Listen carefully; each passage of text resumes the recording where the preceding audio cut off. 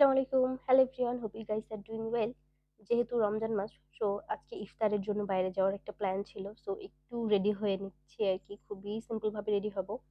So ১ম এ আমার খুবই পছন্দের একটা ময়েশ্চারাইজার ইউজ করে নিচ্ছি অ্যান্ড দেন প্রাইমার ইউজ করে নিচ্ছি। যেহেতু হালকা, হালকা গরম পড়ে গেছে তাই একটা ম্যাট প্রাইমার আমি ইউজ করে নিচ্ছি অ্যান্ড দেন একটা হাইলাইটার অ্যাজ এ স্ট্রোব ক্রিমের মতো করে আমি ইউজ করছি। এটা আমি সবসময় করি।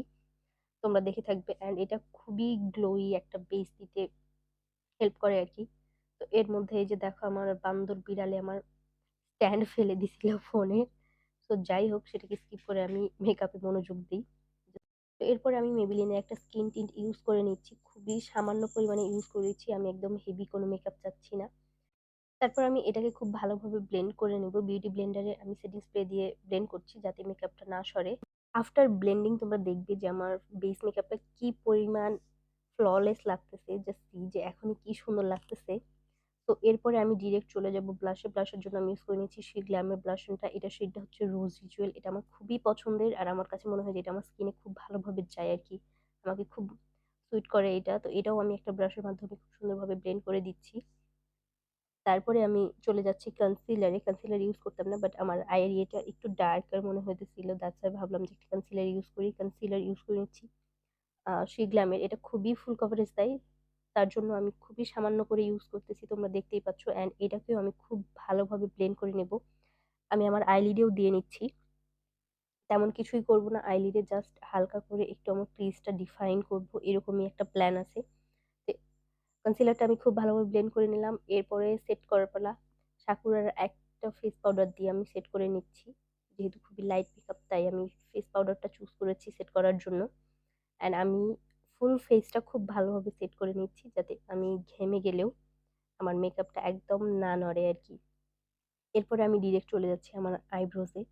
আইব্রোজের জন্য আমি একটা আইব্রো পেন্সিল ইউজ করছি। It's from I magic and এটার শেডটা মনে হয় ব্ল্যাক বা এরকম টাইপের কিছু একটা হবে। আমি সচরাচর আমার আইব্রো বাইরে গেলে ড্র করি না বাট এখানে একটু কেমন জানি লাগতেছিল তাই ভাবলাম যে ঠিক আছে হালকা করে একটু ড্র করে নিই। তারপর আমি একটা স্পুলি দিয়ে ব্রাশ করে নিলাম অ্যান্ড দেন আমি একটা ব্রোঞ্জার শেড দিয়ে আমার ক্রিজটা ডিফাইন করে নিচ্ছি। খুবই লাইটলি দেখতেই পাচ্ছ। আমি আর কোনো কিচ্ছু করব না। জাস্ট এটা দিয়ে খুব ভালোভাবে আমি ডিফাইনটা করে নিব। That's it. এরপরে আমি চলে যাচ্ছি আমার নোজটাকে একটু কন্ট্রোল করার জন্য।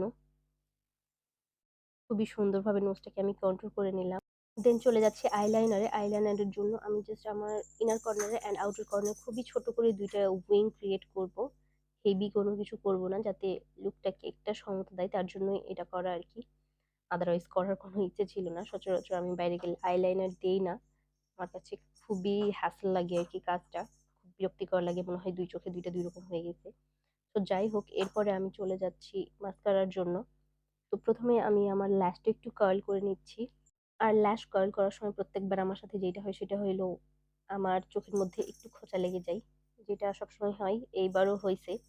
তো এরপরে আমি ল্যাশের জন্য মাস্কারার জন্য ইউজ করে নিচ্ছি এসেন্স এর একটা মাস্কারা। জাস্ট একটা কোটই আমি ইউজ করেছি। তারপরে চলে যাচ্ছি ব্লাশ অনে।